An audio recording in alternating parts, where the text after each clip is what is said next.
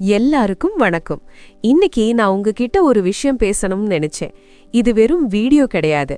நம்ம வீட்டுக்குள்ளேயே முடங்கி கிடக்கிற ஒவ்வொரு பெண்ணோட மனசுலயும் இருக்கிற ஒரு சின்ன பயம், ஆனா அதை விட பெரிய ஒரு கனவு பத்தின பேச்சு. பொதுவா பணம் அப்படின்னு சொன்னாலே அது வெறும் வருமானம்னு மட்டும் நாம நினைக்கிறோம். அது ஏதோ ஒரு ஆடம்பரமான விஷயம்னு நினைக்கிறோம். ஆனா உண்மை அது இல்லைங்க. ஒரு பெண்ணோட கையில இருக்கிற அவளோட சொந்த பணம் அப்படிங்கிறது அவளோட தன்னம்பிக்கை, அவளோட சுயமரியாதை, அப்புறம் அவளுக்கான ஒரு பெரிய அடையாளம்.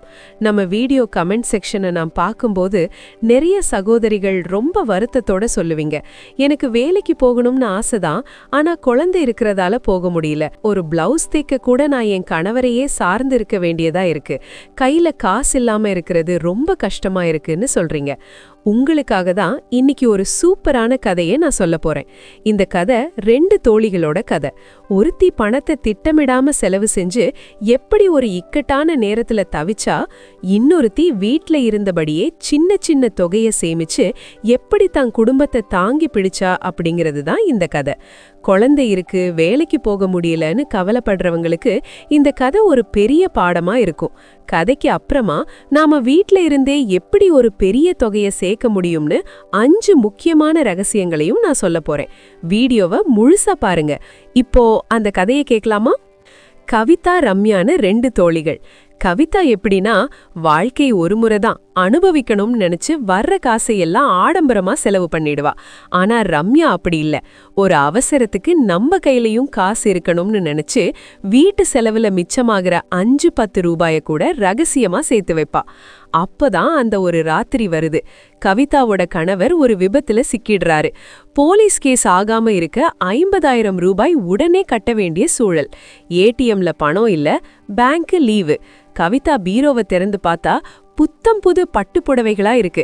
ஆனா ஒரு அவசரத்துக்கு 100 ரூபாய் கூட ரொக்கமா இல்ல. இவ்ளோ புடவை இருந்தும் ஒரு பிரயோஜனமும் இல்லையேன்னு வாசல்ல நின்னு அழும்போது ரம்யா வரா. அவ சேர்த்து வச்சிருந்த அந்த சிறுவாட்டு பணத்தை எடுத்துட்டு வந்து கொடுத்து கவிதாவோட குடும்பத்தை காப்பாத்துறா. ரம்யா அப்ப சொன்ன ஒரு விஷயம்தான் ரொம்ப முக்கியம். ஏடிஎம் சர்வர் டவுன் ஆகலாம், ஆனா ஒரு இல்லத்தரசியோட அன்பு கலந்த சேமிப்பு என்னைக்கும் லீவு போடாது.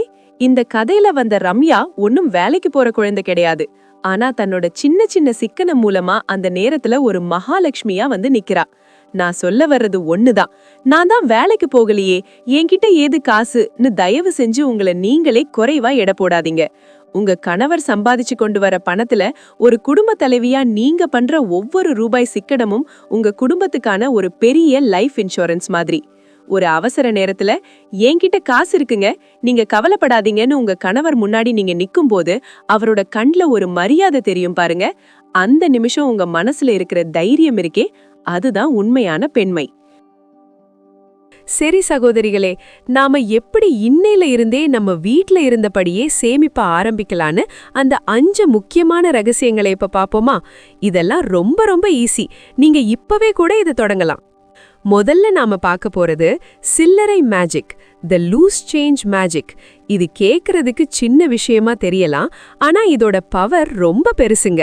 நாம கடைக்கு போயிட்டு வரும்போது காய்கறிக்காரர் கொடுக்கிற அந்த 2 ரூபா, 5 ரூபா இல்ல ஒரு 10 ரூபா சில்லறையை என்ன பண்ணுவோம்? வெறும் சில்லறை தானேன்னு நைஸா அந்த பையிலேயே விட்டுடுவோம்.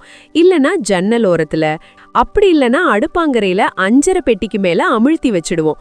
கடைசியில அது எங்க போச்சுன்னே தெரியாம காணாம போயிடும். இனிமே அப்படி பண்ணாதீங்க சகோதரிகளே. ஒரு சின்ன மண் உண்டியல் வாங்கிக்கோங்க. ஏன்னா மண் உண்டியல்னா தான் டக்குன்னு காசை எடுத்து செலவு பண்ண தோணாது. ஒவ்வொரு முறை கடைக்கு போயிட்டு வந்த உடனே உங்க கையில இருக்கிற அந்த சில்லறைய தேடி எடுத்து அந்த உண்டியல்ல போடுறத ஒரு புனிதமான கடமையா மாத்திக்கோங்க. வீட்ல இருக்கிற மத்தவங்க கிட்டயும் சொல்லுங்க, யார் கையில சில்லறை இருந்தாலும் என்கிட்ட கொடுங்கன்னு கேட்டு வாங்கி அதுல போடுங்க. இன்னைக்கு வெறும் 3 ரூபா தான் கிடைச்சிருக்குன்னு வருத்தப்படாதீங்க. அந்த 1 ரூபாயும் 2 ரூபாயும் தான் நாளைக்கு உங்க கஷ்ட காலத்துல ஓடி வந்து முன்னாடி நிக்கும். ஒரு 6 மாசம் இல்ல 1 வருஷம் கழிச்சு அந்த உண்டியல் பாரமா ஆன உடனே அதை உடைச்சு பாருங்களேன். அதுல இருக்கிற அந்த சில்லறை நோட்டுகளும் காசுகளும் சேர்ந்து ஒரு 2000-3000 ரூபான்னு நிக்கும் போது உங்க மனசுல ஒரு சந்தோஷம் வரும். பாருங்க, அடேங்கப்பா, நாம சேர்த்த காசா இதுன்னு உங்களுக்குள்ள ஒரு பெரிய தன்னம்பிக்கை பிறக்கும். இது வெறும் காசு இல்லைங்க, உங்க பொறுமையும் சிக்கனமும் சேர்ந்து சேர்ந்து செஞ்ச ஒரு மேஜிக்.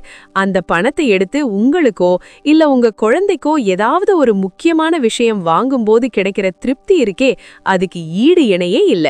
என்ன சகோதரிகளே, இன்னைக்கே ஒரு உண்டியல் ரெடி பண்ணிடலாமா? அடுத்து 2வது டிப்ஸ், கைமேல் காசு, எமர்ஜென்சி கேஷ் எப்பவும் இருக்கட்டும். இது ரொம்ப ரொம்ப முக்கியமான விஷயம். இந்த கைமேல் காசு மேஜிக். இப்போதெல்லாம் நாம என்ன நினைக்கிறோம், என்கிட்ட தான் போன் இருக்கே, கூகுள் பே இருக்கே, இல்லனா பேங்க்ல கார்டு இருக்கே, எதுக்கு வீட்ல காசு வைக்கணும்னு அலட்சியமா இருந்துடுறோம். ஆனா ஒன்னு யோசிச்சு பாருங்க சகோதரிகளே, நேரம் காலம் சொல்லி அவரும் நடுராத்திரியில திடீர்னு குழந்தைக்கு உடம்பு முடியாம போகலாம், இல்ல ஒரு அவசரத்துக்கு ஹாஸ்பிட்டல் போக வேண்டியிருக்கலாம். அந்த நேரத்துல போன்ல நெட்வொர்க் இல்லாம போகலாம், இல்ல பேங்க் சர்வர் டவுன்னு மொபைல் ஆப் வேலை செய்யாம போகலாம். அப்ப போய் பதட்டத்துல ஏடிஎம் தேடி ஓடிக்கிட்டு இருக்க முடியுமா? அப்போதாங்க நம்ம பீரோவுல ரகசியமா ஒளிச்சு வச்சிருக்கிற அந்த 2000 ரூபாயோ இல்ல 5000 ரூபாயோ ஒரு நிஜமான சாமி மாதிரி வந்து முன்னாடி நிக்கும். உங்க கணவரே பதட்டத்துல கைய பெசஞ்சிட்டு நிக்கும்போது நீங்க நைஸா பீரோவை திறந்து அந்த பணத்தை எடுத்து அவர் கையில கொடுத்து, கவலைப்படாதீங்க, என்கிட்ட காசு இருக்கு, கிளம்புங்கன்னு சொல்லும்போது அவரோட கண்ல உங்க மேல ஒரு பெரிய மரியாதை தெரியும் பாருங்க. அதுதான் உண்மையான கெப்பு. அதனால மாசம் மாசம் வீட்டு செலவுக்கு உங்க கணவர் கொடுக்கிற பணத்துல இருந்து ஒரு 100 ரூபாயோ 200 ரூபாயோ எடுத்து யாருக்கும் தெரியாம ஒரு டப்பாவிலையோ இல்ல ஒரு டைரிக்குள்ளேயோ ரொக்கமா வைங்க. இது ஆடம்பர செலவுக்காக இல்ல, உங்க குடும்பத்தோட பாதுகாப்புக்காக. ஞாபகம் வச்சுக்கோங்க, மொபைல் பேலன்ஸ் 0 ஆகலாம், ஆனா ஒரு சாமர்த்தியமான இல்லத்தரசியோட கைமேல் காசு என்னைக்கும் 0 ஆகாது. அந்த பணம் உங்க கையில இருக்கும்போது வர்ற அந்த ஒரு தைரியமே தனிதான். இப்போ 3வது டிப்ஸ், ஆசையா தேவையா? இதுதாங்க நம்ம சேமிப்ப காலி பண்ற ஒரு பெரிய வில்ல. இப்போ நாம கடைத்தெருவுக்கு போறோம்னு வச்சுக்கோங்க. அங்க ஒரு கடையில ஒரு அழகான புடவையோ இல்ல பளபளன்னு ஒரு கம்மலோ, ஏன் ஒரு பிளாஸ்டிக் டப்பாவ கூட இருக்கலாம். அத பார்த்த உடனே நம்ம மனசு என்ன சொல்லும் தெரியுமா? அடடா, இது பார்க்க எவ்ளோ சூப்பரா இருக்கு, நம்ம கிட்ட இருந்தா நல்லா இருக்குமேன்னு நைஸா ஒரு ஆசைய தூண்டிவிடும். அந்த நிமிஷமே நாம அந்த பொருளை எடுத்து பையில போட்டுப்போம். ஆனா இனிமே அப்படி பண்ணாதீங்க சகோதரிகளே. எந்த ஒரு பொருளை வாங்குறதுக்கு முன்னாடியும் ஒரு 5 நிமிஷம் அந்த பொருளை கையில வச்சுக்கிட்டே உங்க மனச கேளுங்க. இது எனக்கு இப்போ கண்டிப்பா வேணுமா இல்ல சும்மா ஆசைக்கு வாங்குறனா? உங்க மனசு பதில் சொல்லும். இது சும்மா கலர் நல்லா இருக்குன்னு தானே வாங்குறன்னு உங்க மனசாட்சி சொல்லுச்சுன்னா, தயவு செஞ்சு அந்த பொருளை அங்கேயே வச்சிடுங்க. அந்த நிமிஷம் நீங்க ஜெயிக்கிறீங்க. இந்த 500 ரூபாய் இல்லாம என் வாழ்க்கை ஓடுமான்னு யோசிங்க. கண்டிப்பா ஓடும். அந்த 500 ரூபாயை நீங்க செலவு பண்ணாம மிச்சம் பண்ணிட்டீங்கன்னா அது உங்க சேமிப்பு உண்டியலுக்கு போயிடும். ஆசைப்பட்டு வாங்குற பொருளால அன்னைக்கு 1 மணி நேரம் சந்தோஷம் கிடைக்கும். ஆனா தேவையை தெரிஞ்சு நீங்க மிச்சம் பண்ற காசால உங்க ஆயுசுக்கும் ஒரு நிம்மதி கிடைக்கும். ஏன்னா அந்த சேமிப்பு தான் ஒரு இக்கட்டான நேரத்துல உங்க கௌரவத்தை காப்பாத்தும். சோ இனிமே ஷாப்பிங் போகும்போது உங்க ஆசையை கொஞ்சம் தள்ளி வச்சுட்டு தேவைக்கு மட்டும் இடம் கொடுங்க. உங்க பேங்க் பேலன்ஸ் தானா ஏறும். 4வது டிப்ஸ், உங்க பேர்ல ஒரு சின்ன முதலீடு. Invest in your name. இதுதான் உங்க கௌரவத்தையும் தன்னம்பிக்கையும் அடுத்த லெவலுக்கு கொண்டு போக போகுது. அதுதான் உங்க பேர்ல ஒரு சின்ன முதலீடு. நிறைய நேரம் நாம என்ன பண்றோம், என் புருஷன் பேர்ல சொத்து இருக்கு, என் பையன் பேர்ல பேங்க் அக்கவுண்ட் இருக்கு, அது போதாதான்னு கேட்போம். கண்டிப்பா போதாதுங்க. ஏன்னா ஒரு பெண்ணோட பேர்ல ஒரு சின்ன பாஸ்புக் இருக்கும்போது வர்ற அந்த ஒரு கெத்து இருக்கே, அது வேற எதுலயும் கிடைக்காது. உண்டியல்ல காசு சேர்க்கறது ரொம்ப நல்லதுதான், ஆனா அது ஒரு கட்டத்துக்கு மேல வீட்டு செலவுக்கே கரைஞ்சு போயிடும். அதனால ஒரு போஸ்ட் ஆபீஸுக்கோ இல்ல பக்கத்துல இருக்கிற பேங்குக்கோ போங்க. அங்க உங்க பேர்ல ஒரு ஆர்டி ஆரம்பிங்க. மாசம் வெறும் 500 ரூபாய் கட்டினா கூட போதும். யோசிச்சு பாருங்களேன், ஒவ்வொரு மாசமும் அந்த 500 ரூபாயை நீங்க போய் கட்டும்போது அந்த பாஸ்புக்ல உங்க பேர் அச்சிடப்பட்டு இருக்கும்போது நாமளும் எதையோ சாதிச்சிட்டோம், நமக்கும் ஒரு பேங்க் பேலன்ஸ் இருக்குங்கிற அந்த உணர்வு உங்களை ஒரு பெரிய ராஜகுமாரி மாதிரி ஒரு ஃபீலிங்க கொடுக்கும். நாளைக்கு ஒரு கல்யாண விசேஷமோ இல்ல ஒரு அவசரமோ வரும்போது மத்தவங்க கிட்ட கைய நீட்டாம, இருங்க என் அக்கவுண்ட்ல கொஞ்சம் காசு இருக்கு, நான் எடுத்துட்டு வரேன்னு நீங்க சொல்லும்போது உங்க கணவர் உங்களை ஆச்சரியமா பாப்பாரு. அந்த நிமிஷம் உங்க சுயமரியாதை எங்கேயோ உயர்ந்து நிக்கும். ஞாபகம் வச்சுக்கோங்க சகோதரிகளே, நாம மத்தவங்களுக்காகவே வாழ்ந்துட்டு இருப்போம். ஆனா உங்க பேர்ல இருக்கிற அந்த ஒரு சின்ன சேமிப்பு தான் உங்களுக்கான ஒரு அடையாளத்தை உருவாக்கும். அது 500 ரூபாயா இருந்தாலும் சரி, 5000 ரூபாயா இருந்தாலும் சரி, உங்க பேர்ல இருக்கட்டும். என்ன சகோதரிகளே, நீங்களும் இன்னைக்கே உங்க பேர்ல ஒரு பாஸ்புக் ரெடி பண்ணிடலாமா? கடைசியா ஒரு முக்கியமான டிப்ஸ். கணக்கு எழுத பழகுங்க. Maintain a simple budget. இதுதாங்க உங்க சேமிப்புக்கு ஒரு வாட்ச்மேன் மாதிரி. அதுதான் கணக்கு எழுதுறது. நம்மள நிறைய பேர் என்ன நினைப்போம்? காசு வருது, செலவாகுது, இதுக்கு எதுக்கு ஒரு கணக்கு, எல்லாம் என் மண்டையிலே இருக்குன்னு நினைப்போம். ஆனா உண்மை என்ன தெரியுமா? ஒரு மாசம் முடிஞ்சு திரும்பி பார்த்தா கையில இருந்த 10,000 ரூபாய் எப்படி காலியாச்சுனே தெரியாம முழிச்சிடுவோம். அந்த பணம் ஆவியா போகாதுங்க, நம்ம கண்ணுக்கே பிரியாத சின்ன சின்ன செலவுகள்ல கரைஞ்சு போயிருக்கும். இனிமே அப்படி இருக்காதீங்க சகோதரிகளே. ஒரு சின்ன நோட்டோ இல்ல ஒரு டைரியோ எடுத்துக்கோங்க. அடுப்பாங்கரையில இல்லனா உங்க பீரோட்டு மேல ஒரு பேனாவோட வச்சிடுங்க. நைட்டு தூங்குறதுக்கு முன்னாடி அன்னைக்கு என்னென்ன செலவு பண்ணீங்கன்னு சும்மா ஒரு 2 நிமிஷம் எழுதுங்க.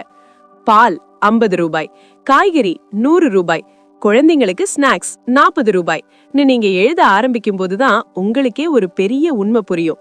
அட பாவமே, தேவையில்லாத ஒரு விஷயத்துக்கு இன்னைக்கு 100 ரூபாய் செலவு பண்ணிட்டோமேன்னு உங்க மனசுக்கு தோணும். அந்த ஒரு உரைப்பு இருக்கு பாருங்க, அதுதான் அடுத்த நாள் அந்த தேவையில்லாத செலவை தடுக்கும். கணக்கு தெரிஞ்சாதான் காசு சேரும்னு பெரியவங்க சும்மாவா சொன்னாங்க? உங்க விரல் நுனியில உங்க வீட்டு பொருளாதாரத்தோட கணக்கு இருந்துச்சுன்னா நீங்க தான் அந்த வீட்டுக்கு நிஜமான மந்திரி. மாச கடைசியில உங்க டைரிய புரட்டி பார்க்கும்போது இந்த மாசம் இவ்ளோ மிச்சம் பண்ணிட்டோம்னு நீங்க பாக்குற அந்த நிமிஷம் நீங்க ஒரு பெரிய கம்பெனியோட மேனேஜர் ஆன மாதிரி ஒரு திருப்தி கொடுக்கும். சோ இன்னையில இருந்து உங்க சேமிப்பு பயணத்தை அந்த சின்ன டைரியில இருந்து ஆரம்பிங்க. கணக்கு எழுதுற பெண் என்னைக்குமே கஷ்டப்பட மாட்டா. என்ன சகோதரிகளே, இந்த 5 டிப்ஸும் உங்களுக்கு பயனுள்ளதா இருந்ததா? இதையெல்லாம் உங்க வாழ்க்கையில நீங்க கடைபிடிக்க போறீங்களா? உங்க கருத்துக்களை சொல்லுங்க, நாம இன்னும் நிறைய பேசலாம். சோ இன்னையில இருந்து ஒரு சின்ன உண்டியலோ இல்ல ஒரு சேமிப்போ நீங்க ஆரம்பிக்க போறீங்களா? அப்படி ஆரம்பிக்கிறதா இருந்தா நான் இன்னையில இருந்து சேமிக்க ஆரம்பிக்கிறேன்னு கமெண்ட்ல சொல்லுங்க. நாம ஒருத்தருக்கு ஒருத்தர் உறுதியா இருப்போம். இந்த வீடியோ உங்க மனசுக்கு நெருக்கமா இருந்தா உங்க தோழிகளுக்கும் மத்த இல்லத்தரசிகளுக்கும் இத பகிருங்க. அவங்களும் ஒரு ரம்யாவா மாறட்டும். அடுத்த ஒரு பயனுள்ள வீடியோவுல உங்களை வந்து சந்திக்கிறேன். அதுவரை உங்ககிட்ட இருந்து விடைபெறுவது உங்கள் அன்பு தோழி. நன்றி.